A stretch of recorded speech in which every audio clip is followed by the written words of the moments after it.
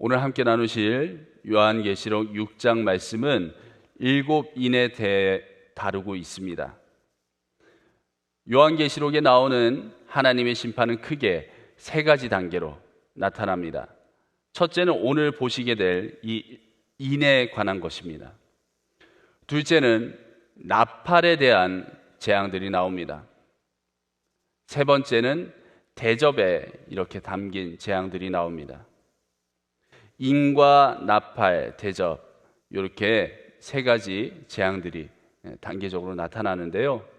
오늘은 그 중에 인에 관한 내용을 살펴봅니다. 심판날 닥치게 될 일들의 시작이 되는 그런 부분입니다. 성경을 쭉 읽어보시면 하나님이 지속적으로 선포하신 것이 있습니다. 너는 기다려라. 누가 벌하신다고요? 내가 벌하겠다 말씀하셨습니다. 억울해하지 말고 기다려. 내가 벌할 거야. 하나님이 선포하시고 공의로우시고 신실하신 그 하나님의 심판을 제대로 선포하시고 운행해 나가셨습니다. 우리 하나님 참 오래오래 참으셨죠. 아들까지 내어주시고 인간에게 할 수 있는 최선의 사랑은 정말 다 주셨습니다. 그리고 마침내 시작된 그 심판이 오늘 보고 있는 이 본문에서 시작됩니다.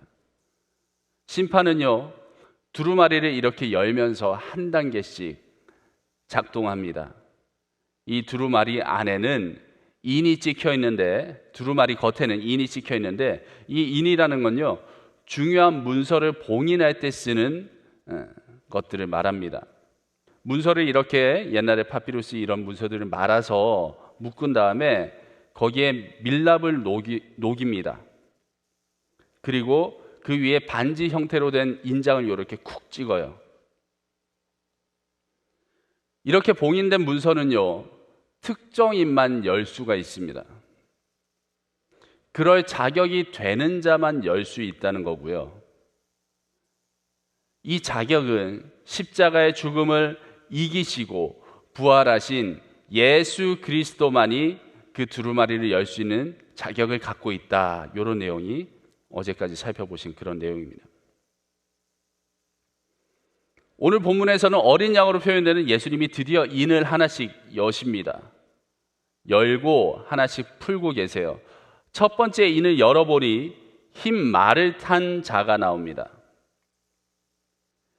이 흰 말을 탄 자는 이기고 또 이기려고 하더라라고 하시는데, 이 땅에 그런 이기심들이 충돌해서 전쟁이 일어날 것을 선포하고 계신 겁니다. 오늘 이제 돌아가셔서요, 한 가지 성경을 좀 같이 비교하면서 보시면 좋겠는데, 무엇이냐면요, 요한계시록에 나와 있는 이 재앙들이 예수님이 직접 선포하신 부분이 있어요.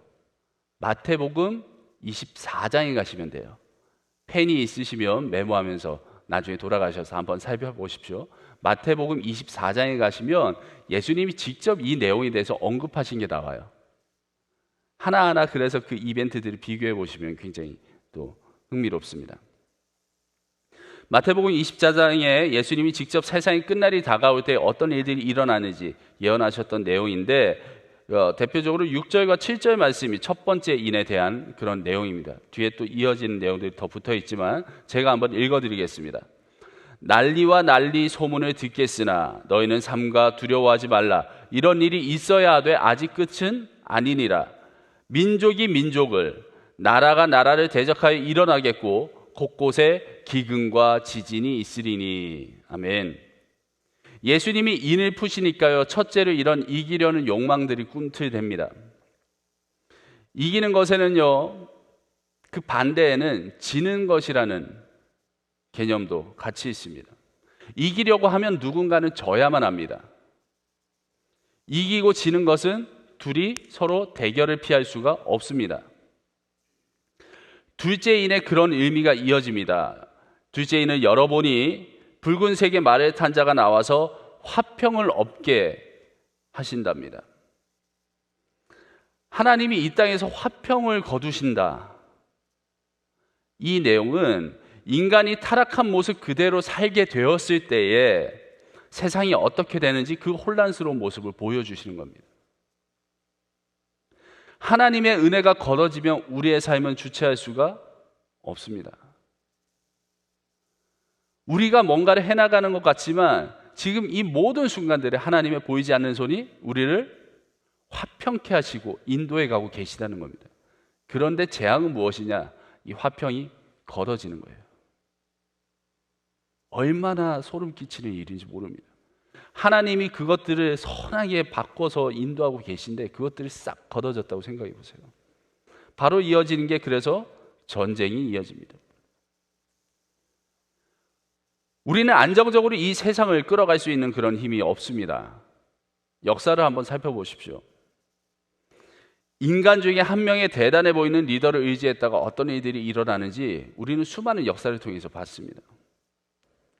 교회든 나라든 어느 조직이든 하나님은 인간이라는 이 그룹이 선하게 합력하여 선을 이루는 거 원하시지 어떤 특정한 대단한 히어로를 만들어 주시는 게 아닙니다. 영웅은 누구밖에 없습니까? 예수 그리스도밖에 없습니다. 인간은 하나님이 쓰고자 하시니 그 목적에 따라 재능을 개발하게 하시고 그 인생을 통해 기회를 만들어 주십니다. 하나님이 세상을 주관하신다는 그 사실을 자꾸 잊어버리면 오늘 우리의 삶에도 이런 일이 생기는 거예요. 인정 욕구에 사로잡혀서 교만에 쩔어버려서 자신이 뭔가를 온갖 것들을 통제하려고 계속해서 통제 욕구에 시달립니다. 설사 그게 하나님이 싫어하는 방법이라도 뭔가를 계속 움직여 가려고 그렇게 갖은 노력을 합니다. 하나님이 주시는 화평이 걸어지면 이런 자기 중심적인 사고가 더 날 것으로 그렇게 서로 충돌을 해서 이런 전쟁을 만든다는 내용이고요. 세 번째로 나오는 인을 보시면 기근입니다. 기근. 전쟁이 나면요 생산이 제대로 이루어지지 않죠. 막 폭탄이 빗발치고 뭐 난리가 나는데 뭐가 생산되겠어요. 그런 상황이 오니 모든 것이 비싸집니다. 이렇게 물가와 화폐의 가치가 달라지니까 하루아침에 하루 종일 일해서 이렇게 벌어들인 것들도 얼마 안 돼요. 여기 나온 대로 보시면 한 데나리온의 밀이 몇 대죠? 한 대. 밀 한 대. 6절 말씀에 네 생물들 사이에서 음성이 나왔답니다. 한 데나리온의 밀 한 대, 한 데나리온의 보리 석 대, 감람류와 포도주는 건들지 마라. 이렇게 하셨는데 여러분 분명히 기억하시기 바랍니다. 부하게도 하시고 가난하게도 하시는 이가 누구십니까? 하나님이십니다. 화평케 하시는 하나님께서 화평을 걷어내셨죠. 또 부하게 하시고 가난하게도 하시는 하나님께서 이 물질적인 것들도 지금 조율을 하고 계신 겁니다. 하나님의 보이지 않는 손이 우리네 세상을 움직이고 있다는 분명한 확증이 여기에 나와 있습니다. 그것들을 싹 걷어버리십니다. 그게 바로 재앙입니다. 오늘도 우리에게 이렇게 일용할 양식을 주실 하나님을 분명히 기대하시고 분명하게 기대하시고 그 주시는 축복들을 마음껏 누리시는 우리 성도님들 되실 수 있기를 소원합니다. 첫 번째, 두 번째, 세 번째 이렇게 인까지 풀려졌습니다. 이제 네 번째 재앙이 풀립니다. 사망의 인입니다. 이 땅의 4분의 1이 죽었다고 나옵니다. 4분의 1 이걸 숫자로 막 계산을 해보면요 아직 4분의 1이 죽은 그런 날들은 어떤 이벤트는 우리 인류 역사 가운데 나타나진 않았습니다. 해석가들이 판단하기론 그렇습니다. 근데 잘 생각해 보세요. 하나님이 이 사망을 제대로 재앙으로 활용하시려면 완전히 싹 다 리셋 해버리시면 됩니다. 물로 심판하셨을 때 그렇잖아요. 노아의 방주 외에는 싹 다 리셋하셨습니다. 그러실 수 있는 분인데 4분의 1만 딱 가져가셨습니다. 하나님은요 기다리고 기다리시다가 인을 푸는 지금까지도 기다리고 계신 자비로우신 하나님이십니다. 다른 말로요, 우리의 가족들, 우리의 지인들을 하나님은 기다리고 계십니다. 아직 기회를 더 주신다는 겁니다. 자, 이렇게 첫 번째부터 네 번째까지의 인을 통해 재앙이 시작되는 그런 흐름을 살펴보았습니다. 전쟁이 시작되고 기근이 있고 죽음이 따릅니다. 다섯째 인을 드디어 여신이 이번엔 순교자들이 나타납니다. 순교자는 다시 살 것이라는 하나님의 말씀을 믿고서 전진해서 순교했던 사람들입니다. 그 순교자들이 이제 나타나서 하나님께 여쭙습니다. 언제까지 이러고 계실 것이냐라고 여쭤보니 아직 기다리라고 하시는 내용이 나오는데요. 하나님은요, 하나님이 원하시는 때에 하나님이 원하시는 방법대로 그 수가 차기까지, 여기 11절 마지막 말미에 보시면 그 수가 차기까지 하라 하시더라라고 나와 있습니다. 하나님이 정하신 그 때가 있고 그 방법이 있는데, 하나님이 제대로 원수를 갚을 때까지, 또 핏값을 제대로 지불하는 그 순간까지 기다리라 말씀하십니다. 심판을 그렇게 완전하게 이어가십니다. 그래서 순교자들에게 아직은 더 기다리라 라고 말씀하십니다. 이어지는 여섯 번째 인을 한번 보십시오. 여섯째 인에는 일어나는 일은 천지가 격동하는 겁니다. 천지가 격동. 천지가 격변한다고 말하면 뭐냐면 느낌이 이런 거잖아요. 천지가 갑자기 어떤 이벤트가 꽝꽝 해가지고 막 산이 옮겨지고 한다면 딱 끝.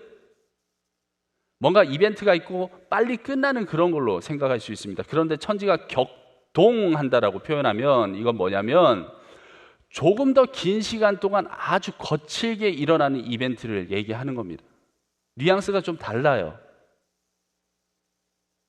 여섯째 인을 여신이 큰 지진이 일어나고 해가 검게 되고 달이 붉게 됩니다. 하늘의 별들이 땅에 떨어집니다.